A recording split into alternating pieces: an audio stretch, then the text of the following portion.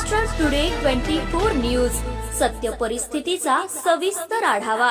शाळेजवळील dumping ग्राउंडवर भीषण आग, धुराचे लोट। शाळेतील विद्यार्थ्यांना सुरक्षित स्थळी हलवले, अग्निशमक दल तात्काळ दाखल। लोअर परेल परिसरातील शाळेजवळ असलेल्या डम्पिंग ग्राउंडवर भीषण आग लागल्याची घटना घडली आहे। आगीमुळे परिसरात मोठ्या प्रमाणात धूर पसरला असून नागरिकांना श्वसनाचा त्रास होण्याची शक्यता आहे। अग्निशमन दलाच्या गाड्या घटनास्थळी पोहोचून आग नियंत्रणात आणण्याचे प्रयत्न सुरू आहेत। आगीमुळे परिसरात धुराचे साम्राज्य पसरले आहे। जवळच्या शाळेतील विद्यार्थ्यांना आणि रहिवाशांना सुरक्षित स्थळी पोहोचवण्यात आले आहे व सतर्क राहण्याचे आवाहन करण्यात आले आहे।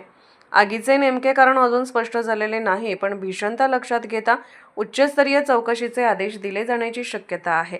बघा, आम्ही इथे सगळे हे सीताराम मिल कंपाऊंड म्युन्सिपल शाळेच्या बाहेर उभे आहोत, अनेक नागरिक आम्ही। तर या ठिकाणी या शाळेच्या मागे शाळेची कंपाऊंडवाले त्याच्या मागे कचऱ्याचा भरपूर ढीग आणि अनधिकृतपणे बराचसा कचरा तिथे साठवला गेलेला आहे आणि त्याला आग लागली आता अर्ध्या तासापूर्वी।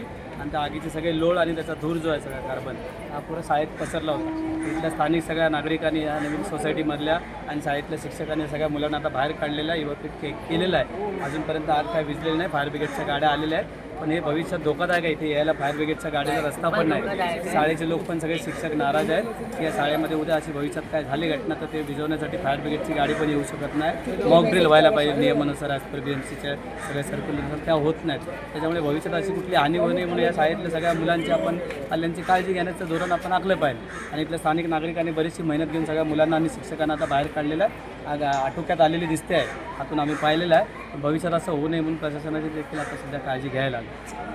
महाराष्ट्र टुडे मराठीसाठी ब्युरो रिपोर्ट, मुंबई।